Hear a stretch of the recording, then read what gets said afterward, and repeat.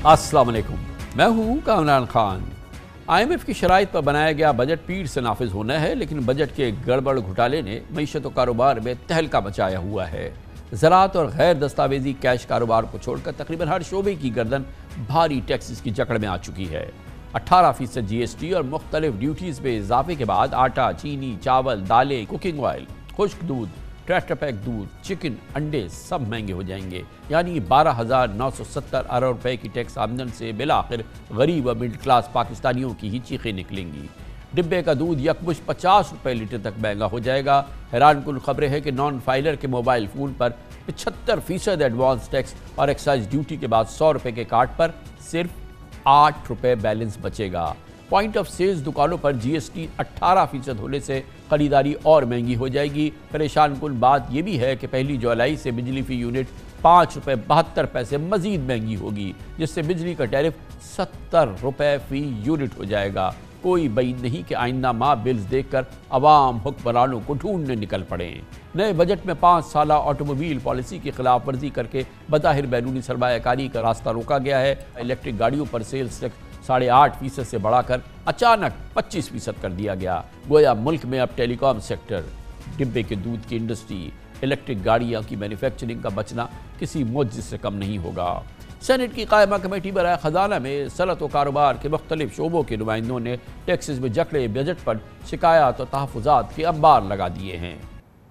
Senate की कायमा committee ने तनख्वाहदार तबके पर टैक्स का बोझ कम करने और इनडायरेक्ट टैक्सेस में 50% कमी करने की भी सिफारिश की है। चेयरमैन कायमा कमेटी सलीम मांडवीवाला ने चेयरमैन FBR से सवाल किया कि इतने टैक्सेस की वसूलियों के बाद भी क्या महंगाई 12% रहेगी। इस पर चेयरमैन FBR अमजद टिवाना ने जवाब दिया कि महंगाई की शरह का तो मुझे इल्म नहीं, अलबत्ता रेवेन्यूज़ में ज़रूर इजाफा हो जाएगा। इस जवाब से अवाम खुद FBR की सोच का अंदाज़ा लगा सकते हैं।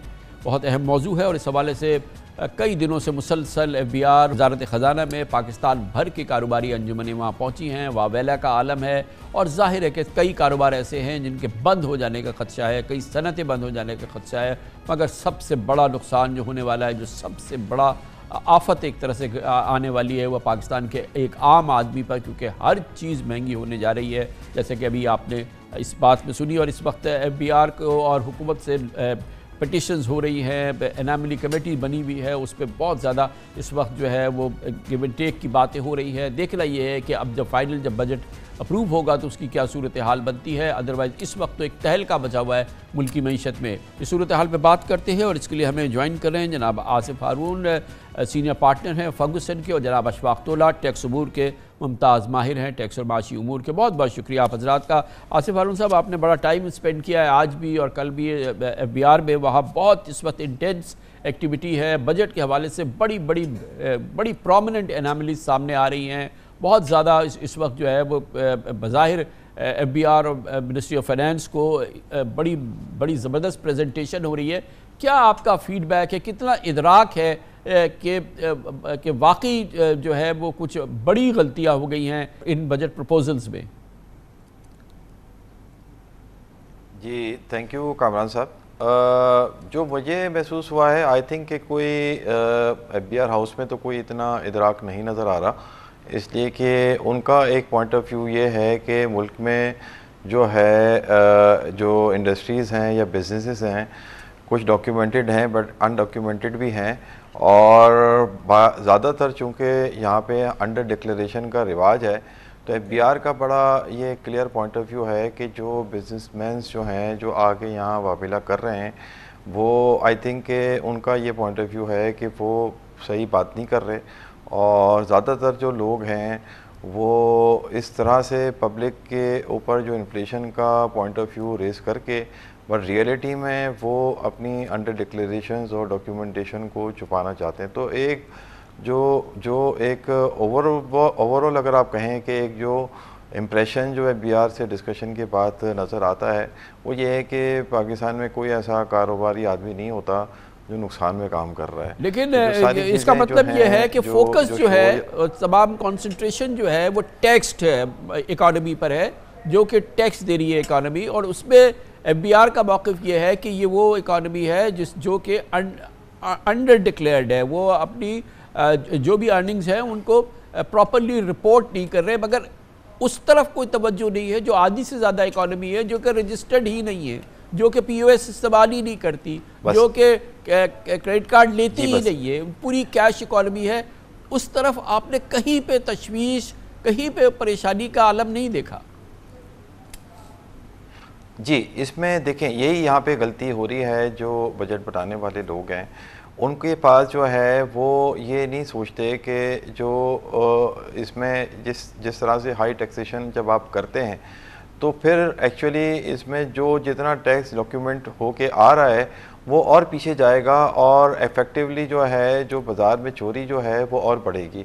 تو ایکچولی جو ہے اب چکن اینڈ ایگ سچویشن ہے کہ اگر یہ ٹیکس ریٹ یا ٹیکس انسیڈنسز کو کم کرتے ہیں تو ان کو یہ ڈر ہے کہ امیجیٹلی جو ہے ان کی بجٹ کلیکشنز جو ہیں وہ کلیکٹ کر نہیں پائیں گے جو ان کا ٹارگٹ ہے. بٹ جو ایک لانگ ٹرم یا medium term growth oriented approach ہونی چاہیے to facilitate the business, and then through the growth of the business ہم اکنامی کو اور ٹیکس کلیکشن کو امپروو کریں.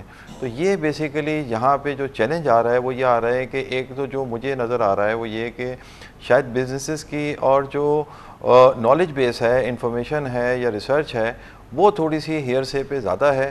اور سیکنڈلی جو اپروچ ہے وہ یہ ہے کہ جو جتنا ٹیکس آ رہا ہے جو سامنے پیپر پہ ڈاکیومنٹیشن میں نظر آ رہا ہے ان کو ہم ہائی ریٹ کریں. اب ہوتا کیا ہے, جیسے آپ نے دودھ کی ایگزامپل دی, اب آپ نے پیکٹ پہ بڑھا دیا, اب 90% اگر فار ایگزامپل دودھ کھلا بک رہا ہے تو پیک پہ تو بڑھ گیا. اس مارے جو کھلا دودھ بک رہا ہے انہوں نے بھی اگر وہ 50 روپے کا بڑھ رہا ہے تو وہ جو کھلے دودھ والا ہے وہ 40 روپے بڑھا دے گا.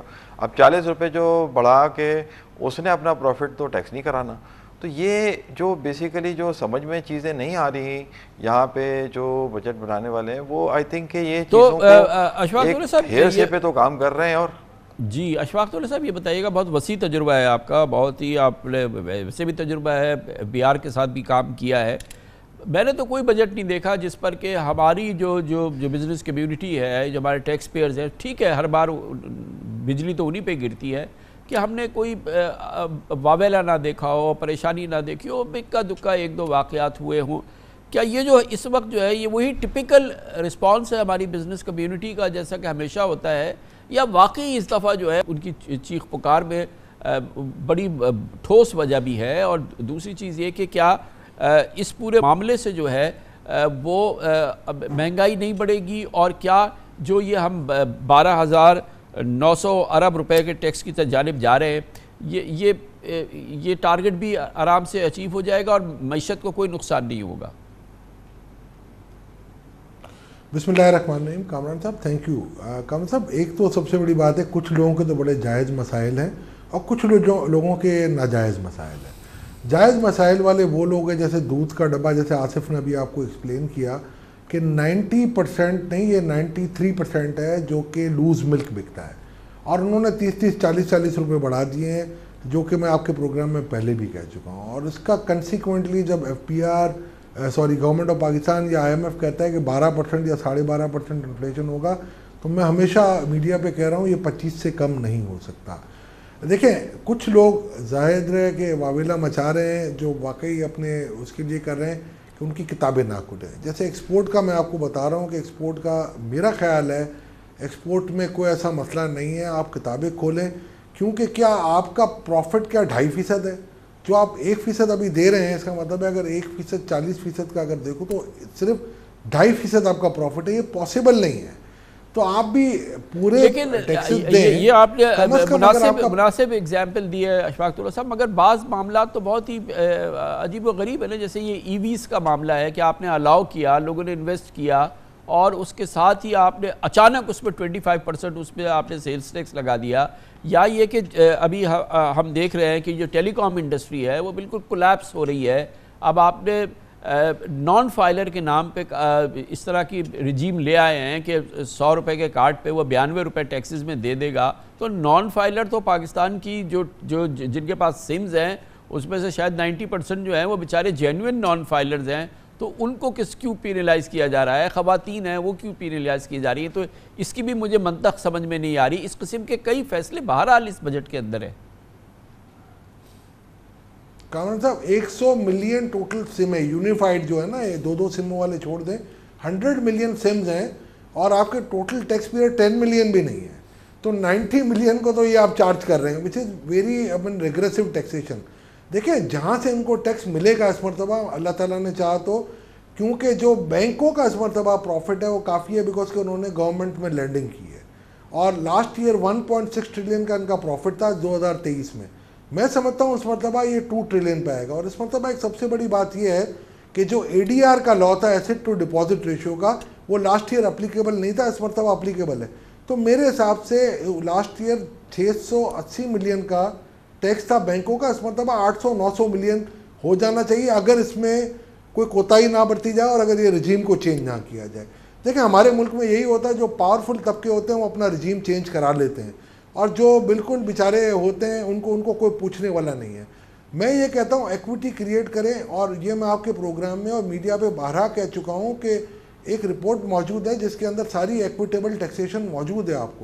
آپ نے اس میں سے 4 اسٹیپس آج آپ اٹھائے ہیں 21 میں سے، تو باقی 15 بھی اگر آپ اٹھا لیتے ہیں تو میرا خیال ایکویٹی ہو جاتی.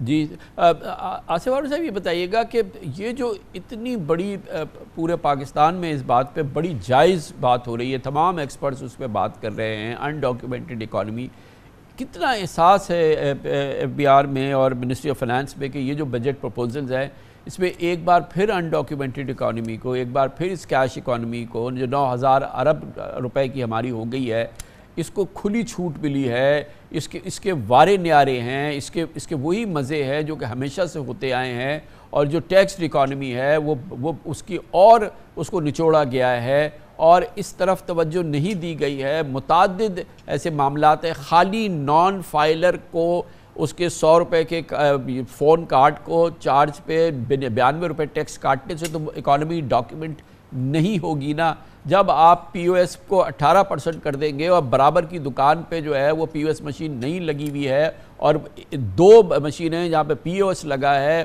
اور 200 مشینیں دکانیں ہیں جہاں پہ POS نہیں لگا ہے، تو وہی آدمی جائے گا نا. اور وہ اس اکانومی کے پیچھے جانا، اس کیش ٹیکس چور کاروبار کے پیچھے نہ جانے کے پیچھے کیا منطق ہے؟ جی کامران صاحب، جو ایکچولی مسئلہ نظر بالکل یہی آتا ہے کہ جو اس بجٹ میں بھی ایک ہاف ہارٹیڈ اٹیمپٹ ہے کہ نان فائلر پہ ٹیکس بڑھا دیا، نان فائلر پہ یہ کر دیا، نان فائلر، بٹ یہ سارا جو ہے یہ ڈسٹریکشن ہے from the real issue. Actually if there had been a will then اس میں بہت سارے ایسے راستے تھے جس سے ایکچولی ہم ڈاکیومنٹیشن کو پروموٹ کر سکتے تھے. جیسے فار ایگزامپل ہم جیسے ایگریکلچر پروڈیوس کی یا کموڈیٹیز کی بات کرتے ہیں جس پہ ہم سیلز ٹیکس چارج نہیں کرتے. اب اس پہ ایک آپشن یہ موجود تھا کہ ان پہ آج آپ نے سیلز ٹیکس کو ایگزمپشن میں رکھا ہوا ہے. ایگزمپشن کا مطلب ہے کہ یہ لوگ ریٹرن فائل ہی نہیں کریں گے. اب ایگریکلچر یا کموڈیٹی ٹریڈنگ کے انکم ٹیکس فار ایگزامپل آپ نہیں لگا سکتے، بٹ ان کو سیلز ٹیکس میں 0 ریٹنگ میں لے آتے وداؤٹ ریفنڈ. تو اس سے کیا ہوتا؟ اس سے یہ ہوتا کہ جو اس ایگریکلچر پروڈیوس یا جو آپ کی کموڈیٹی ٹریڈنگ کا جتنا ٹرن اوور ہے وہ ایٹ لیسٹ سٹارٹ ہو جاتا ڈاکیومنٹ ہونا، اس سے آپ کو انکم ٹیکس میں فائدہ ہوتا. اسی طریقے سے فار ایگزامپل ٹرانسپورٹ سیکٹر ہے، ٹرانسپورٹ سیکٹر کے اندر یو کین سی دیٹ کہ جو گڈس اور پیسنجر ٹرانسپورٹ کا بزنس ہے اس پہ کیا ٹیکس آ رہا ہے، اور اس پہ وہ جو گاڑیاں رجسٹریشن کرانے آ رہے ہیں اپنی، اس پہ آپ اپ فرنٹ کوئی ٹیکس نہیں لے رہے، اور ایک چھوٹی سی 40-50 لاکھ کی گاڑی آپ رجسٹر کرانے جائیں گے اس سے 3 یا 4% آپ سیلز ٹیکس انکم ٹیکس لے لیں گے. اس طرح سے بہت ساری ایسی چیزیں. اب میں آپ کو ایک اور ایگزامپل دیتا ہوں. اب جیسے اس وقت ٹیرف بورڈ ہے آپ کا، وہ ٹیرف بورڈ جو ہے وہ انڈسٹریز جب کوئی بھی پاکستان میں انویسٹ کرنے آتی ہے وہ ٹیرف بورڈ کے پاس جاتی ہے، وہ کہتی ہے کہ میں نے مینوفیکچرنگ لگانی ہے، مجھے اور کمرشل امپورٹ میں یہ ٹیرف کا ڈفرینس ہونا چاہیے. بات وہاں پہ ریکمنڈیشنز ہو جاتی ہیں، فائنل ہو جاتی ہے، لوگ انویسٹ کر دیتے ہیں.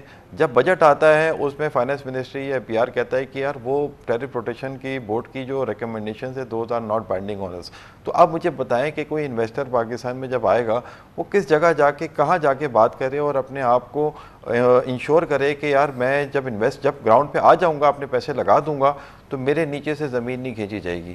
تو یہ چیزیں پاکستان میں جو ہے یہ جو کنسسٹنسی ان پالیسیز جو ہے نا دیٹس ویری امپورٹنٹ. جب تک یہ نہیں ہوگی اور گروتھ اورینٹیڈ اپروچ نہیں ہوگی. اشفاق اللہ صاحب یہ بتائیے گا کہ اس طرح کی ٹیکس ریجیم میں، اس لیول کے ٹیکسز پہ، اس طرح کے ملک میں جہاں پر یہ تمام ٹیکس دینے والے پانی بھی اپنا خریدتے ہیں، وہ اپنی سیکیورٹی کا خود انتظام کرتے ہیں، وہ اپنی صفائی کا خود انتظام کرتے ہیں، اور پھر ان کا مقابلہ ہے کہ ٹوٹلی ان ٹیکسڈ اکانومی کے ساتھ، ٹوٹلی کیش اکانومی کے ساتھ، اور پھر وہاں پہ انٹرسٹ ریٹ جو ہے وہ 20% ہے. تو کون پاکستان میں سرمایہ کاری کرے گا؟ کیسے سرمایہ کاری ہوگی؟ کیسے پاکستان کی معیشت کا پہیہ آگے بڑھے گا؟ اور کیسے اس ریاست کی آبیاری جو ہوئے وہ مسلسل ہوتی رہے گی؟ کامران صاحب، یہ انڈس موٹر کی جو آپ نے مثال دی نا، یہ سب سے ایک بیسٹ اگزامپل ہے کہ ان بیچاروں نے انویسٹمنٹ کی، 3-4 وزیر اعظموں سے ملے، ان کو گارنٹی کی گئی کہ آپ فکر نہ کریں.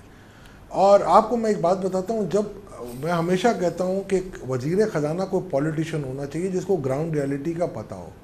میں کسی کی مخالفت نہیں کرتا، سب میرے دوست ہیں، مگر جب تک آپ کو گراؤنڈ ریالٹی کا پتہ نہیں ہوتا نا، آپ کے لیے بجٹ بنانا مشکل ہوتا ہے. اور کیونکہ یہ ایف بی آر تو ہمیشہ یہ کہے گا کہ جی مجھے ٹیکس لگا دو تاکہ میری آسانی ہو جائے. اب میں آپ کو یقین سے کہہ سکتا ہوں کچھ ایسی چیزیں کنسیشن آئیں گی کہ جو وہ اپنا بجٹ پورا کرنے کے لیے وہ کنسیشن دینے کے لیے تیار ہو جائیں گے. جیسے بینکنگ سیکٹر میں دے سکتے ہیں یہ کنسیشن کہ اگلے سال ہم اے ڈی آر نہیں لگائیں گے، آپ اگلے سال کا ایڈوانس ہمیں دے دیں. تو یہ اس قسم کے اگر آپ مینز کو یوز کرو گے جو میری نالج میں ہے کچھ ہو رہی ہیں، تو میں نہیں سمجھتا ہوں کہ کوئی آبیاری ہوگی اور کوئی یہاں پر آ کے انویسٹ کرے گا. اس وقت یہ ہو رہا ہے کہ ہماری سوچ جو ہے وہ یہ ہے کہ بس ٹیکس ہر چیز ہے، اکانومی کو بعد میں دیکھ لیں گے.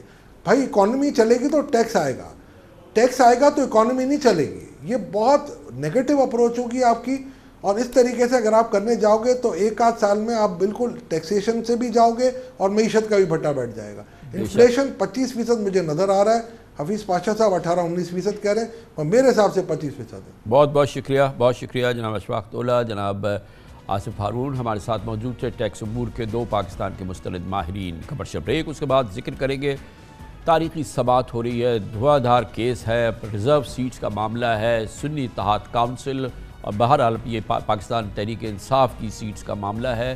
اور یہ وہ سیٹس ہے جو کہ پی ٹی آئی کو تو نہیں ملی مگر دوسری جماعتوں میں تقسیم ہو گئی، مگر اس کا فیصلہ کرنا ہے سپریم کورٹ آف پاکستان میں.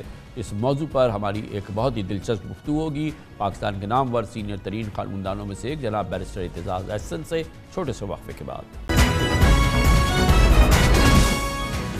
Welcome back. پارلیمنٹ کی مخصوص نشستیں مال غنیمت کی طرح تقسیم ہو گئی تھیں یا اب بھی پی ٹی آئی اس کی حقدار ہے؟ سنی اتحاد کونسل کو قومیوں اور صوبائی اسمبلی کی 77 مخصوص نشستیں ملیں گی یا نہیں؟ اس حوالے سے سپریم کورٹ میں آج بھی دھواں دھار سماعت ہوئی ہے جو 7.5 گھنٹے چلی. ابتدائی طور پر سپریم کورٹ کی جانب سے منگل کو اس کیس کی یعنی آج سماعت مکمل ہونی تھی اور قوم کو فیصلے کا انتظار تھا، لیکن آج ایسا نہیں ہو سکا. آج سماعت کے دوران ایک مرتبہ پھر چیف جسٹس قاضی فائز عیسیٰ نے دہرایا کہ آزاد امیدواروں کو سنی اتحاد کونسل کے بجائے پی ٹی آئی میں شمولیت اختیار کرنی چاہیے تھی. بے شک یہ موقف رہا چیف جسٹس آف پاکستان کا، مگر دوران سماعت ہی جسٹس اطہر من اللہ اور جسٹس منصور علی شاہ نے ریمارکس دیتے ہوئے کہا کہ الیکشن کمیشن نے سپریم کورٹ کے انتخابی نشان سے متعلق فیصلے کی غلط تشریح کی. سماعت کے دوران سینئر ترین جج جناب جسٹس منصور علی شاہ نے سوال اٹھایا کہ اگر انتخابات میں تمام آزاد امیدوار جیت جائیں گے اور ایک سیاسی جماعت صرف ایک نشست پہ کامیاب ہو تو کیا تمام مخصوص نشستیں اسے دے دی جائیں گی؟ اس نقطے پر ججز کے درمیان واضح اختلاف رائے سامنے آیا. جسٹس اطہر من اللہ کی جانب سے الیکشن کی شفافیت سے متعلق بھی بہت سیریس سوالات اٹھے. تاریخ ساز کیس ہے، اس کی سماعت سپریم کورٹ کی فل کورٹ کر رہی ہے. یہ بھی ایک تاریخی امر ہے اور اس میں بہت ہی دھواں دھار سماعت ہے جو کہ آج اختتام پذیر ہونی تھی، مگر یہ مکالمہ، یہ آرگومنٹ یہ بھی جاری ہے، اس لیے اس سماعت کو جمعرات تک مؤخر کیا گیا ہے. بہت اہم کیس، تاریخی کیس، اس موضوع پہ بات کرتے ہیں اور اس کے لیے ہمیں جوائن کر رہے ہیں پاکستان کے سینئر ترین قانوندانوں میں سے ایک، سابق وزیر قانون اور ممتاز سینئر سیاستدان محترم بیرسٹر اعتزاز احسن. بہت بہت شکریہ بیرسٹر اعتزاز احسن صاحب، آپ نے ہمیں جوائن کیا ہے. بہت ہی نازک کیس ہے، اس کے بہت ہی سیریس جو بھی اس کا فیصلہ آئے گا اس کے کانسیکوینسز ہوں گے پاکستان کے سیاسی اس وقت کے منظرنامے پہ اور ظاہر ہے کہ مستقبل پر. اور یہ بھی اس حوالے سے بھی اہم بات ہے کہ فل کورٹ ہے اور وہ بھی آپس میں اس معاملے میں بہت ہی سیریس مکالمہ بھی ہو رہا ہے اس بینچ کے ممبران کے درمیان، چیف جسٹس صاحب کے درمیان، اور تمام یہ جو ہے وہ قوم براہ راست دیکھ رہی ہے. ہر لحاظ سے بہت ہی غیر معمولی صورتحال ہے. کس طرف کا یہ سفر آپ کو نظر آ رہا ہے؟ کیا ہونے جا رہا ہے اس کیس کے آخر میں؟ میں اس پہ عرض کرتا ہوں آپ کو، یہ بڑا سمپل میٹر ہے، پتہ نہیں اس کو کیوں کمپلیکیٹ کیا جا رہا ہے. آپ میرے ساتھ 1, 2, 3 करके साथ चले। नंबर 1, आर्टिकल 17 जो है कॉन्स्टिट्यूशन का 17, वो एक बुनियादी हक है जो कहता है कि हर शहरी जो सरकारी मुलाजिम ना हो वो जिस पार्टी में सियासी जमात में चाहे वो शामिल हो सकता है, जिस भी सियासी जमात। अब जिस भी सियासी जमात में इस वक्त 175 शेल्फ पे रखी हुई हैं, जिनमें से किसी में भी ज़ाहिर है उसमें टीटीपी तो नहीं है, पर जो रजिस्टर्ड पार्टीज़ हैं वो 175 हैं, उनमें से कोई भी शामिल हो सकता है किसी भी। तीसरी बात, अब फ़र्ज़ करो वो शहरी जो है वो इलेक्ट हो जाता है इंडिपेंडेंट आज़ाद उम्मीदवार, वो असेंबली में आ जाता है MNA बन के, कि अब उसको कहते हैं आप सिर्फ 11 पार्टीज़ में चूज़ कर सकते हैं क्योंकि 11 ने कॉन्टेस्ट किया है और उनमें से 9 में आए हैं, पार्लियामेंट में आए हैं, कई हैं जिनमें पार्लियामेंट में भी कोई नहीं और कंटेस्ट भी किया है नहीं किया, उसमें आप नहीं जा सकते। भाई क्यों नहीं जा सकता? मैं वहाँ 175 से मेरी 11 की ऑप्शन किस आपने कम कर दी? फंडामेंटल राइट है 175 का।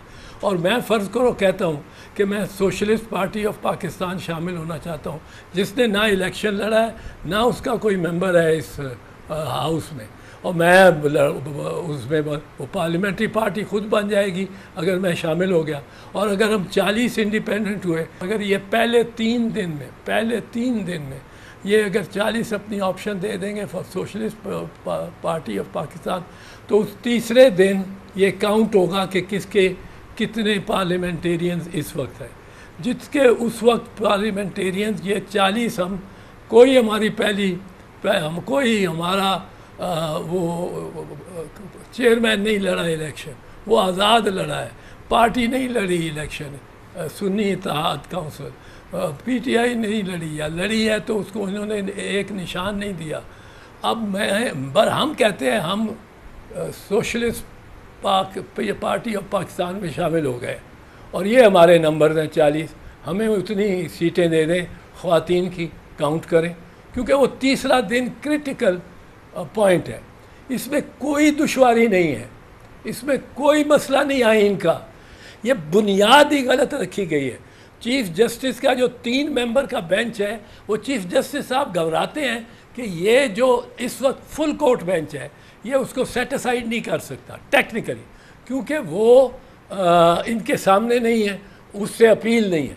लेकिन जजेस can disagree with that judgement, सो वो अपने वाक़यात के हद तक वो रहेगी, वो नज़ीर नहीं बनेगी, मौलाना साहब एक चीज़ जो इसमें इम्पॉर्टेंट बात है, वो जो बार बार बेंच की जानिब से कही गई, चीफ साहब ने भी कही, चीफ जस्टिस साहब ने भी, कि आप आज़ाद थे तो आप अपनी जमात में क्यों नहीं शामिल हो गए। जस्टिस बंदू खेल ने ये बात की कि आप PTI में शामिल हो जाते ना, आपको इस बात में क्या कबात थी कि आप PTI में शामिल नहीं हुए। दूसरी बात ये भी एक बड़ी इंपॉर्टेंट बात की गई है कि भाई के माइनॉरिटी सीट्स जो हैं वो सुन्नी इत्तेहाद काउंसिल को नहीं मिलनी चाहिए, क्योंकि उनके अपनी किताब में लिखा हुआ है कि हमारे यहाँ कोई माइनॉरिटी का मेंबर नहीं हो सकता। 2 ये पॉइंट्स दिए गए हैं जिसकी बुनियाद पर रिजर्व सीट्स की डिस्ट्रीब्यूशन हुई है, उसको तस्लीम करना चाहिए। इन 2 पॉइंट्स की बुनियाद पे, इन 2 आर्ग्यूमेंट्स की बुनियाद पे वहाँ की गई। एक तो कि PTI जो आज़ाद अरकान थे वो PTI में क्यों नहीं शामिल हुए, और माइनॉरिटी SIC को कैसे सीट्स मिल सकती हैं।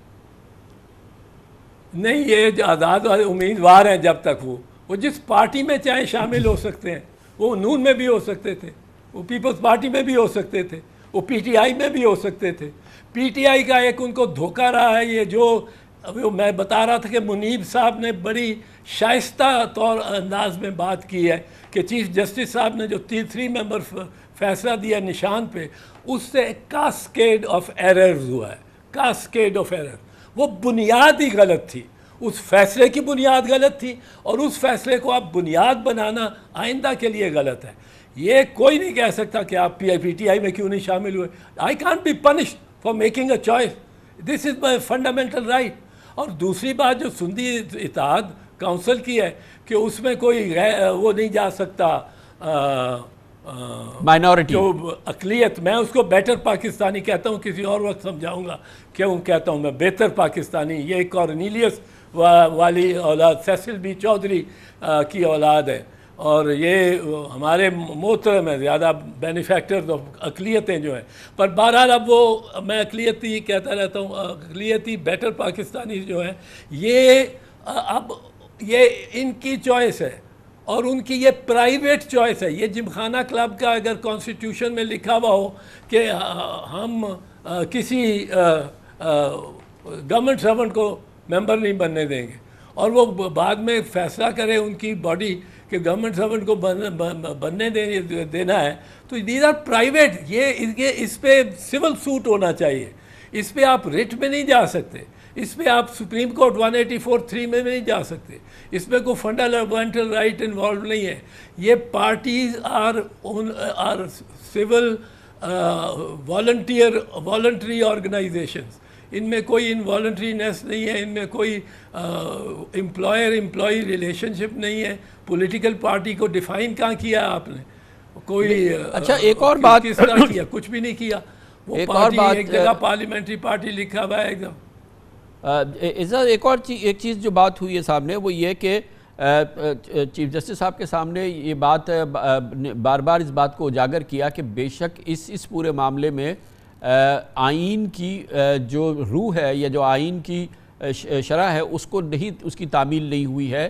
اور جب یہ بات کہی گئی کہ اگر کوتاہی ہوئی پی ٹی آئی سے یا اس کے وکیلوں کی جانب سے یا SIC کے جو سنی اتحاد کونسل ہے, تو چیف جسٹس صاحب نے فرمایا کہ یہ کبھی آپ اس بات کو نہیں اگنور کیا جا سکتا کہ آپ کو نہیں علم تھا یا آپ کو جلدی تھی یا کوتاہی تھی, آپ نے سگنل توڑ دیا, سگنل توڑنے کی سزا ملے گی. پھر یہ بھی کہا گیا کہ اگر کیا ایسی صورتحال میں کسی جماعت کو جس کو صرف ایک سیٹ ملی ہو اور باقی پوری پارلیمنٹ جو ہے وہ آزاد امیدواروں پہ مشتمل ہو, تو کیا اس صورتحال میں وہ ایک سیٹ والے کو اس کے حق سے زیادہ مطلب تمام مخصوص نشستیں اس کو مل سکتی ہیں؟ تو انہوں نے کہا کہ اگر ایسا ہوگا تو مل سکتی ہے. گویا کہ پی ٹی آئی کی یا جو SIC کی جو سنی اتحاد کونسل کی حکمت عملی تھی, جو آرگومنٹس تھے, جو اس کی جس طریقے سے اس نے پوسٹ یہ جو الیکشن سمبل معاملات میں اپنا کیس الیکشن کمیشن کے سامنے رکھا, اور پھر یہ کہا گیا کہ جب الیکشن کمیشن نے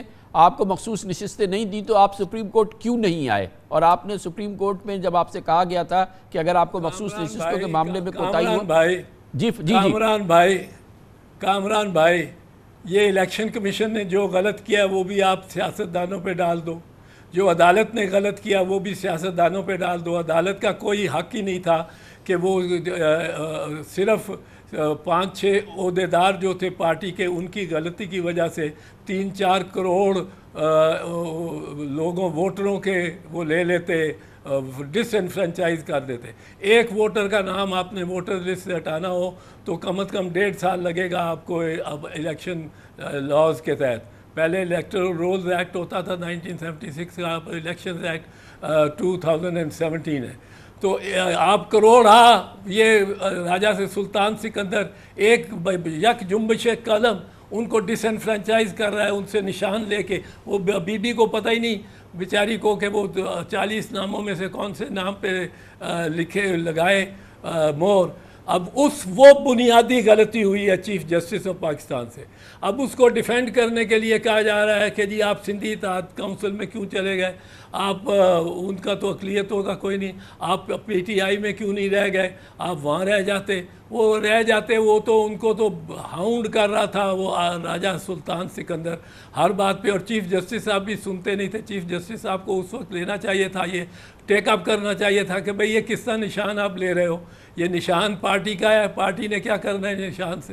نشان تو اصل میں ایک یہ اس پہ 2 سپریم کورٹ کی ججمنٹس ہیں, دونوں بی بی شہید سے متعلق ہے, 1988 کی ہیں. دونوں میں پیش ہوا ہوں وکیل کے طور پہ.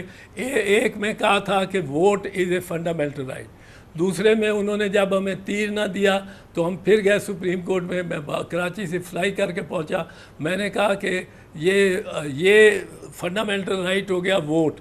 اب جو انسٹرومنٹ اس ووٹ کو ایکچویٹ کرنے کے لیے میرے لیے ضروری ہے وہ بھی فنڈامنٹل رائٹ ہے. اور they agreed with me, they said even the symbol is a fundamental right.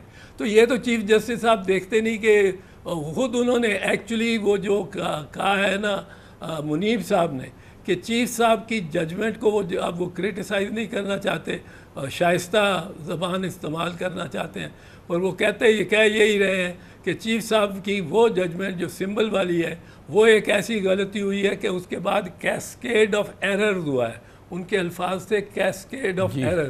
اب یہ کیسکیڈ آف ایرر چلتا جا رہا ہے، ساری ملک کے آئین اور قانون کو آپ تباہ کرتے جا رہے ہیں. تباہ کس طرح کرتے جا رہے ہیں کہ آپ ہر پریمس غلط پریمس پہ استعمال کر رہے ہیں. آپ شروع ہوتے ہیں، پریمس آپ کا یہ ہونا چاہیے سائفر کیس میں کہ سائفر میں مندرجات کیا ہے اور کیا وہ پرائم منسٹر کو بھیجا گیا، اور کیا پرائم منسٹر نے اپنے حلف میں یہ حلف لیا ہوا ہے کہ وہ اگر اس کو کسی سازش یا اس قسم کی بات کا پتہ لگے تو وہ لوگوں تک لے کے جانے کا حقدار ہوگا. اوتھ پڑھتے نہیں، آئین پڑھتے نہیں، ہر چیز میں آپ ایک لگاتے ہیں کہ جی ویکنسیز رہ جائیں گی، بہت ویکنسیز ہو جائیں گی تو ہاؤس کمپلیٹ نہیں ہوں گے. ارے بھائی آرٹیکل 66 کہتا ہے صاف کہ جتنی بھی ویکنسیز ہوں ہاؤس کی پروسیڈنگز پہ کوئی اثر نہیں پڑے گا، کوئی انویلیڈیٹ نہیں ہوں گی. آپ آئین تو پڑھیں. تو اس میں ایک بالکل یہ غلط طرف جا رہا ہے اور یہ بہت بہت نقصان پہنچائے گا آئندہ وقتوں میں. الیکشن کمیشن اور اسٹیبلشمنٹ آپ کے سر پہ بیٹھی ہوگی. گویا محترم اعتزاز حسن صاحب آپ یہ فرما رہے ہیں کہ سنی اتحاد کونسل کی مخصوص نشستوں کا جو معاملہ ہے، جو ابھی آپ نے فرمایا، جو آپ کے سارے آرگومنٹ ہیں، یہ ایک اوپن اینڈ شٹ کیس ہے. یہ مخصوص نشستیں بہرحال سنی اتحاد کونسل کو، جو کہ ظاہر ہے کہ اس وقت سامنے ہے، پی ٹی آئی اس کی پشت پر ہے، تو یہ اوپن اینڈ شٹ کیس ہے. یہ مخصوص نشستیں دراصل پی ٹی آئی کو ملنی چاہیے تھی، اور جس طریقے سے یہ تقسیم ہوئی ہیں یہ غلط ہوا ہے. یہ وہ جو پہلے ہوئے، میں بڑا سیدھی سی بات کر رہا ہوں. آرٹیکل 70 سے gives me the option of 175 party. جو لا یہ اپلائی کر رہے ہیں یہ لا ہے، not the constitution. یہ it has to comply with the constitution. یہ مجھے آپشن دے رہا ہے 11 یا 15 یا 20 جتنی پارٹیوں نے کنٹیسٹ کیا ان میں سے کوئی چنو. میں کیوں چنوں ان میں سے؟ میں چنوں گا جو باہر بیٹھی ہوئی پارٹی ہے جس نے حصہ نہیں لیا. وہ جب ہم 30-40 ممبر اس کے ممبر ہو جائیں گے تو وہ پارلیمنٹری پارٹی بھی بن جائے گی. عورتیں اس طرح آ رہی ہیں تو یہ انڈیپینڈنٹس کیوں نہیں چوز کر سکتے ایک ایسی پارٹی کو؟ They have a right. Just because I have been elected as an independent, you are taking away my fundamental right to choose any of the 175 parties. یہ آپ کا راجہ سلطان سکندر کر رہا ہے، اور کر رہا ہے اس لیے کہ یہی بات چیف جسٹس صاحب نے اپنے فیصلے میں لکھ دی ہے. اب یہ بات تو غلط ہے نا کہ آپ اور سندھی اتحاد کونسل کو اس لیے آپ نہیں چوز کر سکتے کیوں نے الیکشن نہیں لڑا، اس کا ممبر کوئی نہیں. سوشلسٹ پارٹی آف پاکستان کا بھی کوئی ممبر نہیں ہے، کوئی اس نے الیکشن نہیں لڑا. لیکن اس کو اگر 40 جا کے ممبرز انڈیپینڈنٹ ممبر وہ جا کے کہتے ہیں کہ ہم سوشلسٹ پارٹی کے ممبر ہیں اور 3 دن کے اندر بن گئے ہیں اور ہماری یہ اسٹرینگتھ ہے اور 2 عورتوں کی سیٹیں اسٹرینگتھ پہ ہمیں ملنی چاہیے، تو 2 عورتوں کی سیٹیں ان کو ملنی چاہیے. یہی سنی اتحاد کونسل کا معاملہ ہے یا کسی اور جماعت کا معاملہ ہے؟ اس میں کون سی دشواری ہے؟ بڑی نوازش. بہت بہت شکریہ بیرسٹر اعتزاز احسن ہمارے ساتھ موجود تھے. اس کے ساتھ ہی ہمارے آج کے پروگرام کا اختتام ہوتا ہے. کل آپ سے پھر ملاقات ہوگی انشاءاللہ. کل تک کے لیے کامران خان کو اجازت. اللہ حافظ ناصر.